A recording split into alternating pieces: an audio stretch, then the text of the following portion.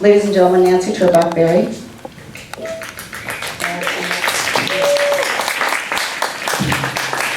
Thank you. Kihala Tupos. Good evening. Nicole Hall. And Dr. Wiener. Do we have a baby on the line? Maybe.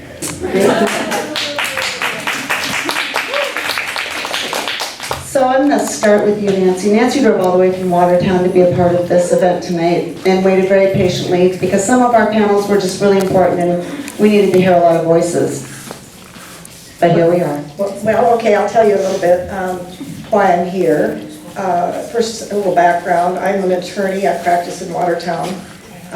Although I'm in the process of retiring, and my sons have taken over my practice, and their explanation of my workload is I show up once in a while and stir up the staff, which I guess is kind of true. But I also spent 4 years in the South Dakota Senate, and I have recently agreed to be the spokesperson for the coalition leading the effort to get Amendment G, the Freedom Amendment, passed.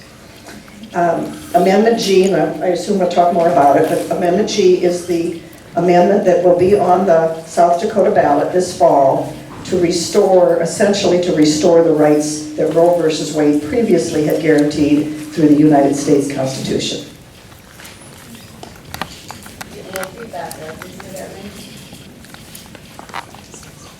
Nancy? I'm sorry. Kihala. Yes, please. Sorry. Hi, my name is Kihala Tubals.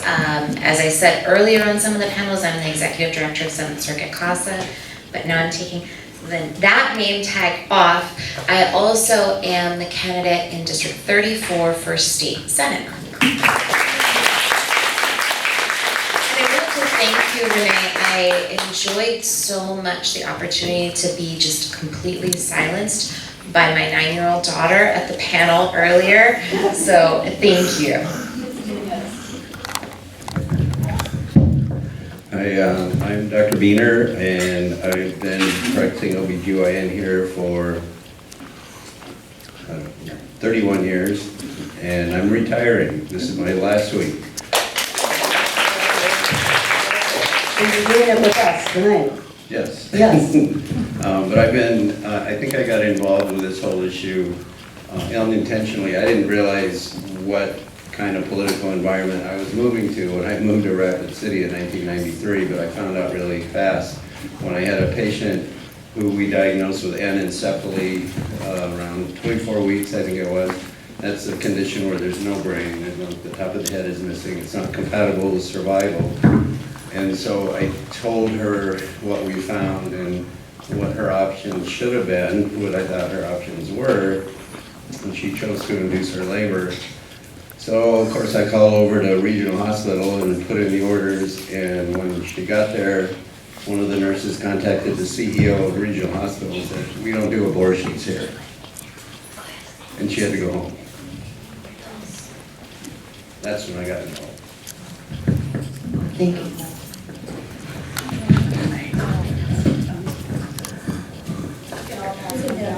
There we go. So thank you for that. Hello, my name is Nicole Uribalk, and I am candidate for District 32, running for House Representatives. Very excited. So excited to have a partner running as well. And but yeah, I definitely, part of the reason why I'm running is for personal health freedom, and it includes reproductive rights, and just know it's so important, and I'm excited to be a part of this panel. What would restoring Roe v. Wade mean, Nancy? Well, let me start, I guess, first with making sure everybody understands what the law is in South Dakota right now.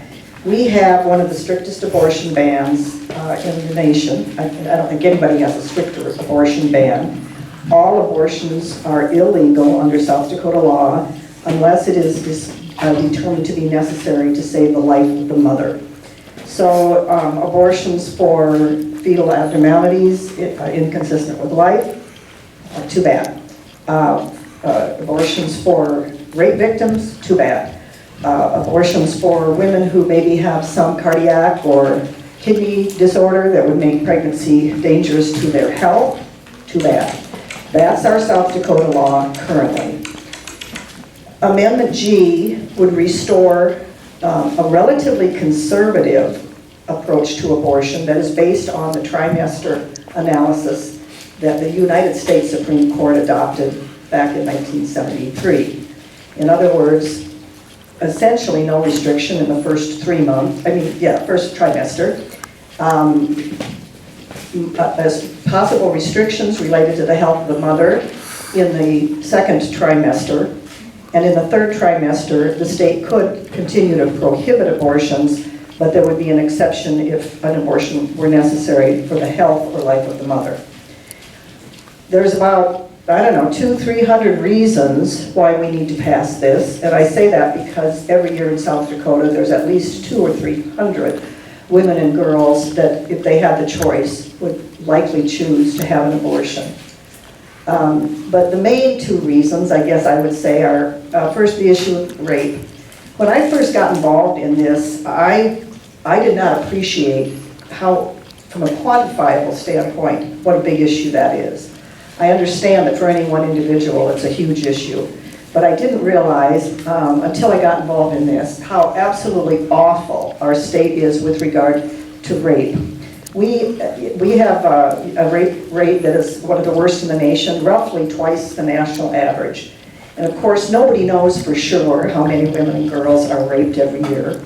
But why is that? Well, the obvious reason, people often don't want to report it for various reasons. But the estimates, we know that according to the Department of Health, South Dakota's own state government, just the rapes that are reported to non-tribal law enforcement, and these are reported rapes, run about 400 to 450 a year. Now, I don't know if there's 4 times, 5 times, 10 times as many rapes as there are reports, but those are the statistics from the Department of Health. I think as it relates to rape-related pregnancies, one of the most interesting figures probably is that was reported by the American Medical Association Journal for Internal Medicine about 18 months after the Supreme Court eliminated Roe versus Wade in 2022. There was a study done to try to estimate the number of rape-related pregnancies in states like ours that have a ban. And the estimate that was published in the AMA journal was that about in the first 18 months since abortion became totally illegal in South Dakota, there were about 1,300 rape-related pregnancies. In South Dakota. Yes, ma'am. So this is not a small problem numerically. I guess to me that's the number one reason that we have to pass this amendment. The second reason it's close behind is that 100% of doctors, OBGYNs and family practice doctors handling OBGYN care are subject to the threat of a felony prosecution if they engage in care that is deemed to be providing an abortion. And no doctor should have to operate under those conditions. It should not be a crime to give someone health care. And but that's the situation we have right now. And Dr. Biener can address this, and I hope he will more. But that threat on doctors, it seems to me, barges into the patient-doctor relationship in the examining room and really puts an awful conflict of interest between the doctor and the doctor's patient, because I'm sure that, I trust doctors to know and to recommend what's best for their patient. But in South Dakota, by doing that, they may well be committing a felony, and we can't expect any of them to risk their liberty and their license for that. So those are the two main reasons, for freedom for doctors and freedom for all the women and girls, but especially the hundreds of rape victims. Dr. Biener, how does that make you feel knowing that if you had to save a woman's life tonight, you could go to prison? Well, it's not an unusual circumstance to have to think about that. There are a lot of situations that fit into a gray area that, we don't know what, at what point, how sick does somebody have to be before you're saving their life by terminating a pregnancy? There's no definition of that. there's for that. The Department of Health was supposed to give us guidelines on a video. Well, that hasn't happened, and they're not qualified to do that anyways. And so you think about, this is not unusual. Somebody has a pregnancy before viability, 20 weeks say, and they break their water bag. And there's still a heartbeat, baby's still alive. That could go on for weeks. But what could happen is they could start to hemorrhage, they could get infected, they could get septic. And at what point are they sick enough? How much, have they lost enough blood, or are they close enough to being like dead from sepsis before you can intervene? And I don't want to have to make that decision, but we have to make that decision sometimes. I've had that conversation in the last few weeks, you know, and I said, if you were in any other state or many other states, we could offer you induction of labor and just, you could go on and have a healthy baby next time. We can't do that here. You can wait until you get really sick, then maybe we can do something. Even then, I could stand, you know, the risk of prosecution. And in her case, the baby died, and so then it wasn't an issue, but it could have been an issue, and she was thinking about going to another state to get her care. And I'd like to just say, circling back around to the rape thing, one thing that hasn't been mentioned is we need to teach our sons. We need to teach our sons respect for women, how to dismantle the patriarchy, and what the definition of consent is. In the words of Mel Brooks, thank you for saying what very obviously needed to be said. Have you had any people that are students in med school that are from here and decided they're not going to come back to South Dakota to practice? Because Judy Olson Duhamel's granddaughter is finishing up her residency in Hawaii, and she intended to come back to South Dakota and practice as an OBGYN. And she's not coming back because she feels like she cannot be doing her job correctly and fully under the state laws right now. She doesn't want to go to prison, she just wants to deliver babies and save women's lives. That's a tragic loss, because she's a national treasure. And yeah, I've had other students and residents who said they weren't going to practice here for that and many other reasons. But yeah, and then so I tried to sell my practice, and I couldn't find a buyer. And I never specifically asked, is it the political environment?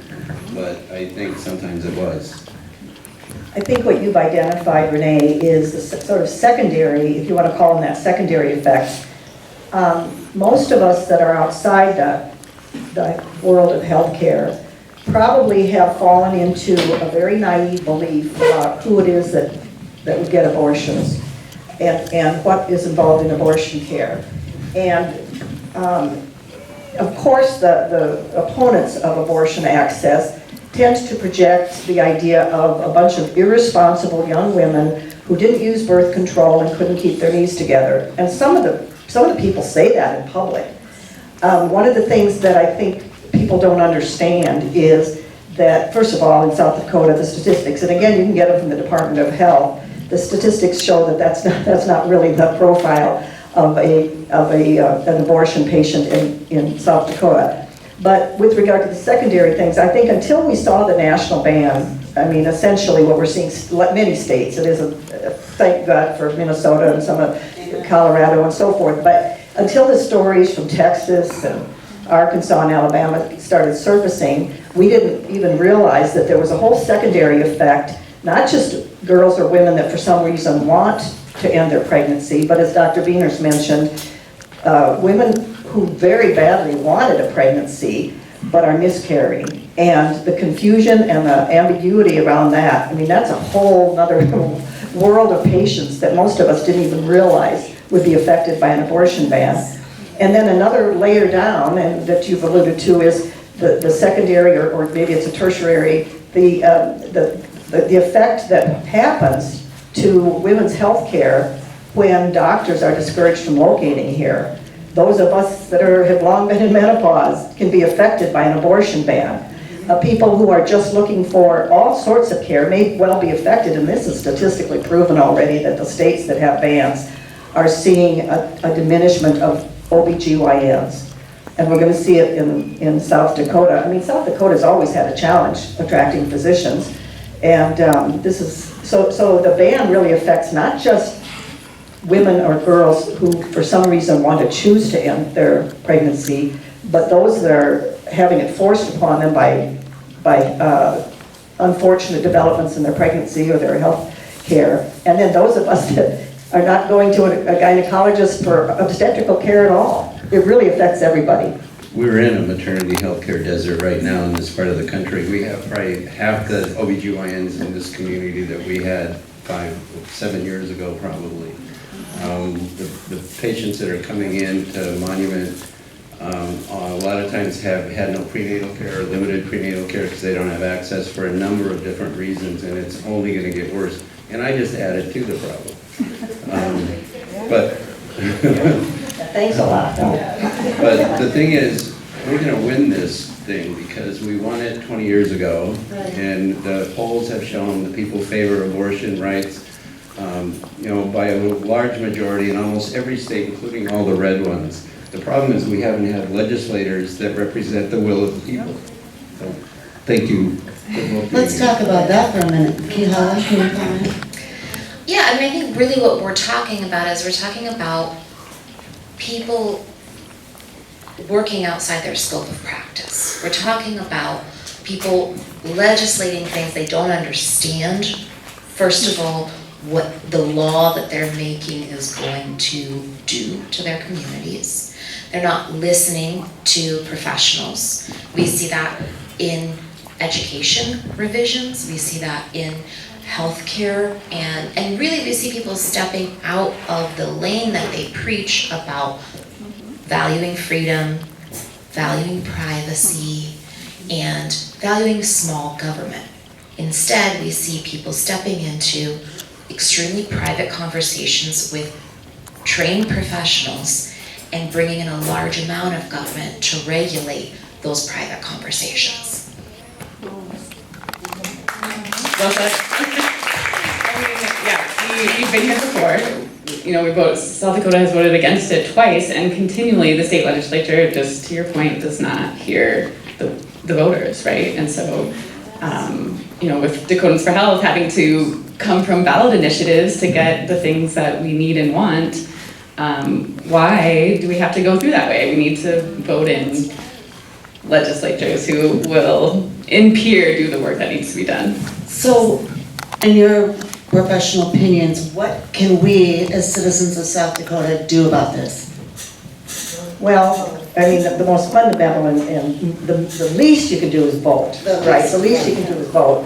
I think beyond that, I would hope that people will talk to friends, neighbors, relatives, and probably what's most important as we look towards the election this fall is for people to become educated about the misinformation that opponents are generating. I just read a letter that one of the priests had sent out to all his parishioners, alleging that this is out-of-state interests trying to force something on South Dakota. I assure you, there's no out-of-state interest. These are South Dakota folks working the streets, working the phones, that sort of thing. A second thing is that the opponents like to say that, well, this is going to have abortion up to birth. And Dr. Biener can talk about this a little more, but that simply doesn't happen. And that is a gruesome lie that is outrageously insulting to doctors and pretty insulting to pregnant women too. But that's one of the lies. And of course, anybody that believes that lie understandably is offended at the idea of the right to abort a baby about to be born. Another lie that is often told is that parents will have no role at all in whether their daughter gets an abortion. That's simply not true. The standards that have been set out, the constitutional principles that were announced decades ago by the U.S. Supreme Court recognize the right of parents to be involved in their children's health care. And when it comes to girls, minor females, and abortion, the state can require parental consent as long as there's a bypass procedure that gives another alternative for those circumstances where it's very inappropriate for the parents. For example, in the case of incest, it may well be absurd to suggest that you should go and ask dad for his consent. Right, right. I'm trying to think of some of the other things that they like to say. Oh, they like to say that this is going to force doctors to perform abortions against their conscience. Another blatant lie. No one is forced to do anything under this amendment. And in fact, there has long been federal statutes, they're called the Church Amendments, that protect all healthcare workers' rights to refrain from participating in abortion or sterilization procedures if it offends their conscience, including pharmacists. So, you know, I've been a trial lawyer for 40 years, and one thing I've learned is that if people have to distort your position to fight against it, it's a pretty good indication that they don't really have any good arguments about your actual position. But that's what's happening here. We're getting a lot of blatant lies about this bill. And the last one I'll mention is they like to say that under this amendment, people will be able to force women and girls to have abortions. Dr. Biener, again, you know, could talk a little bit about informed consent, but it would always be contrary to law to force anybody to get medical care in the first place. You know, Margot and I would call that a battery, and we don't need a statute to say you can't force someone to get an abortion any more than you could force them to get an appendectomy.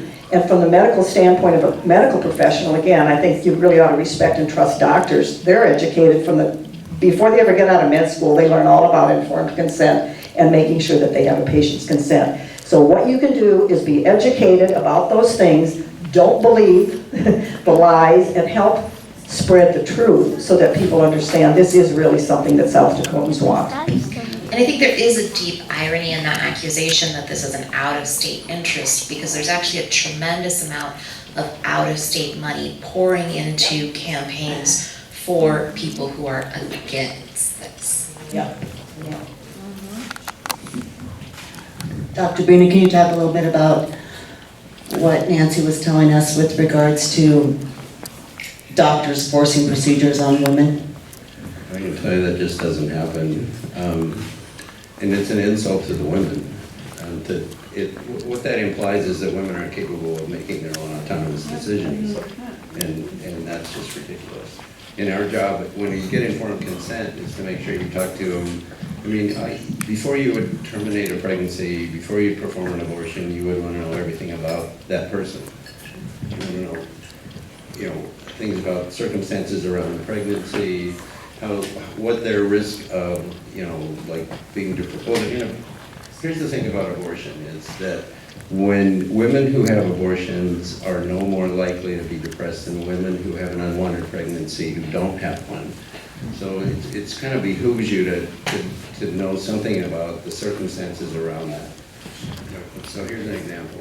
This was a while ago, but there was an 18-year-old girl from a reservation who had something foreign body in her cervix or in the lower part of her uterus, and nobody knew what it was. And there was still a heartbeat, and she was bleeding, and another physician in the community just said, "Oh, we can't do anything about that." And so she ended up coming to my office, and we started talking about the whole thing. And she said, I go, "What is that thing?" I showed her the ultrasound. She goes, "It's a toothpick." And I went, "Okay, well, who put that there?" And she goes, "I did." "Why?" "Because my brother raped me and this is his baby." And so it was, she got sick, she got ill, and at that point abortion wasn't banned in South Dakota, but Monument had a really restrictive policy, so I had to wait till she was sick, and we did it at DNC. And she was fine. She went home, went back to Pine Ridge, came back a year later, pregnant and beaming, because now she was in this great relationship, had a great boyfriend, and now she was going to have a baby. That's what this is about. That's right. How many babies have you delivered? I think around 9,000. That's what it looked like. Hey, man, you still have some there. It's going fast. We are so grateful that you're here today. What else can we do, Nicole, to further our cause, to own the rights to our own bodies? Yeah, I think it's obviously voting, getting out, having those conversations with people. This conversation with your friends, not stepping away. And I think it is fascinating when people use the idea of religion or, whatever the case may be, but it's fine if they don't want to have an abortion, that's fine. But to make someone else not be able to have that vital health care and to be able to make that own decision just really does seem to go against the value of freedom that we so treasure. On this stage, there's at least 2 women that are no longer of childbearing age. But we have to continue to advocate for this very, very important life-saving effort. Even though we're not the ones that would have to make that decision. For our daughters and granddaughters. For your daughter. And I think, to be honest, Dr. Biener mentioned care for citizens on the reservation, and I think at some point we kind of need to call a spade about abortion law in South Dakota too, because what we have really is we have a ban for people of modest means, for poor people and people of modest means. Anybody that has ample money or can scrape together money, they'll go to Minneapolis if they're on the East River, or they'll go to Denver or something in West River. It's the women that are least able to afford health care, least able to raise a child, in terms of resources, that are the ones that are most stuck with this ban. And to me, you mentioned an irony. The other irony is we have a state legislature that couldn't find its way to spend $500,000 to provide free lunch for school kids. Yeah. We have a governor who refused to accept federal money that the government wanted to send from Washington to feed hungry kids in the summer. Yeah. And yet that legislature and that governor claims they want all these children to be born. And when poor children are born in our state, that seems to be the end of any of these allegedly pro-life folks concerned for them. And let's not forget our governor doubled down on no exception for race or incest. Yeah. And when asked about it on the national TV, her response was, well, we wouldn't want to have another tragedy. As if being forced to give birth to 9-year-old little girl. As a 9 to 12-year-old little girl, possibly never able to have a baby of their own afterwards again. That having, literally the UN has declared forced birth to be a crime against humanity. So it's kind of outstanding that we're still having this conversation. Margot? Yeah, what I find so interesting about the Supreme Court's dealing on reproductive rights and reproductive freedoms, I don't know how many of you know Ruth Bader Ginsburg, but actually before Roe versus Wade, there was a case that Ruth Bader Ginsburg took as an attorney for the ACLU. Susan Struck, you tell me if I'm wrong on my history. Susan Struck was a captain or an officer in the Air Force or one of the armed forces. She was pregnant, she was Catholic, and she wanted to have this baby. And she was not going to leave her career, she was going to give it up for adoption. But at that point, at that time, the Air Force had a policy when women got pregnant. Now this was in the late 60s probably.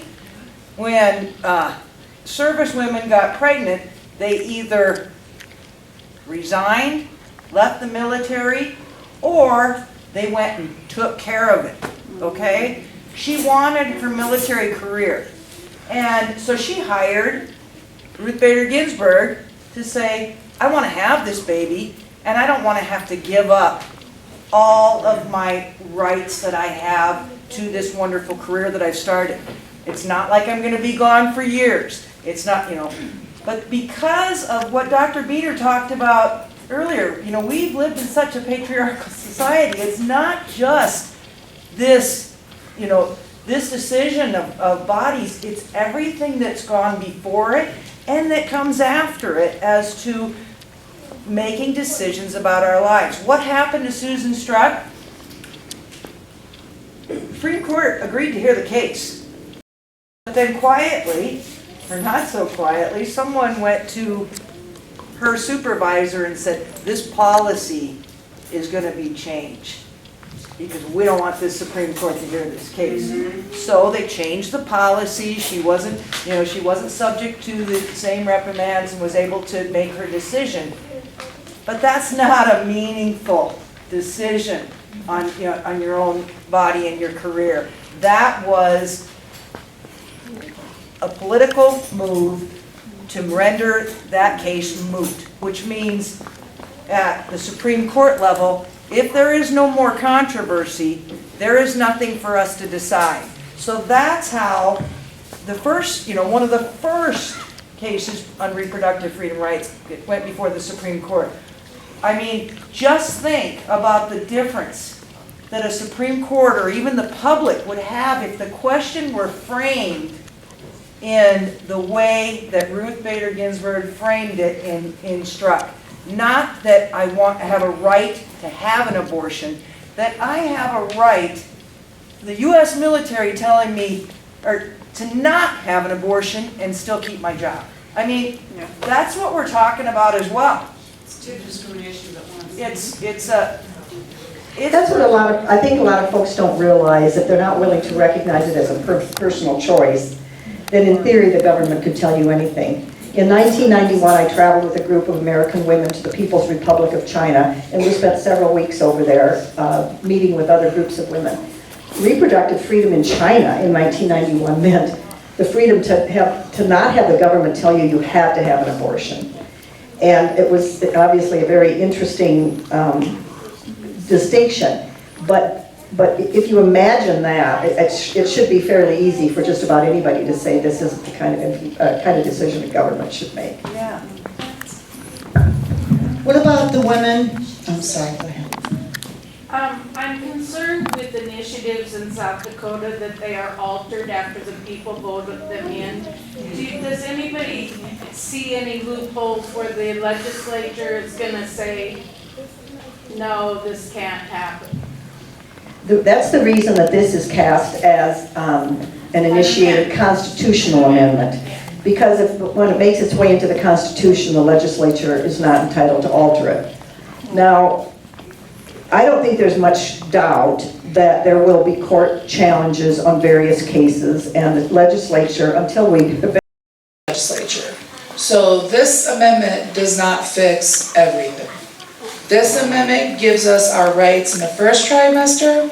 This amendment gives us the right to save our life in the third trimester. and protect health. And protect health, which was huge, very huge, to not just be the threat of death, but just to protect health. But the second is largely left up to the legislature. So the legislature will have their ability to affect that law, even if the constitutional amendment is passed and survives all challenges. Well, what the second trimester would be a question of regulating, with regulations reasonably related to the health of the mother. And so you would then be back at the court deciding whether any particular regulation, whether they could convince, for example, the South Dakota Supreme Court that requiring somebody to look at an ultrasound or having a 72-hour waiting period were reasonably required. So it won't give the legislature the free rein they have had to date. Right. But you're right, they will still be tinkering with it.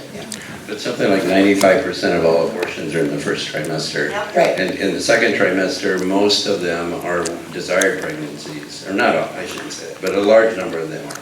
I mean, you get to the second trimester, a lot of people already have named their babies before something goes wrong or before they find an anomaly. So it's a whole different thing. And, regulating the second trimester is really no different than what Roe versus Wade was. Okay, that's good to know. Can we touch on just being pregnant for the third, fourth, fifth time, or maybe the first time, and you simply cannot afford to support this baby. You don't have the money to support this baby. Let's talk about that for a minute.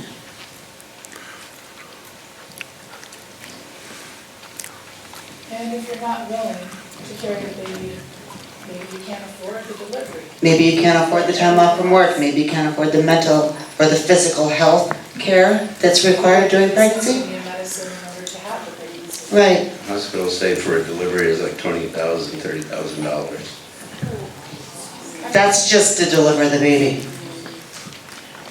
Let's talk about child care, I was just gonna say Preschool. childcare, yeah. clothing, food, and all the things that, thank God my parents had the money for. It's forced birth. But Renee, really, I think, I'm going to quarrel with you a little bit in this sense. I think you're sort of asking us to evaluate someone's reasons, and to me, that's totally beside the point. The whole point of this is that it's not up to me to decide for you whether you have good reasons or not. And there might be a whole host of things, or there might be, some woman might feel adamantly about a particular reason that in my life would not be motivating. So I really don't think we have any business evaluating people's analyses. It should be up to the woman or the girl with the guidance of whoever is important in their lives and their doctor. And the rest of us should just butt, like Tim Walsh likes to say, butt the hell out. I agree with you, and maybe I was trying to make my point that there are so many reasons why women choose to do this. And their reason is none of our damn business. But the reality is that only women have legislation On our bodies. on our bodies. And whether or not you have a religious belief on it, any person who is not voting to get this back, anybody who's not backing this amendment, you're saying, I willingly give up my constitutional equality.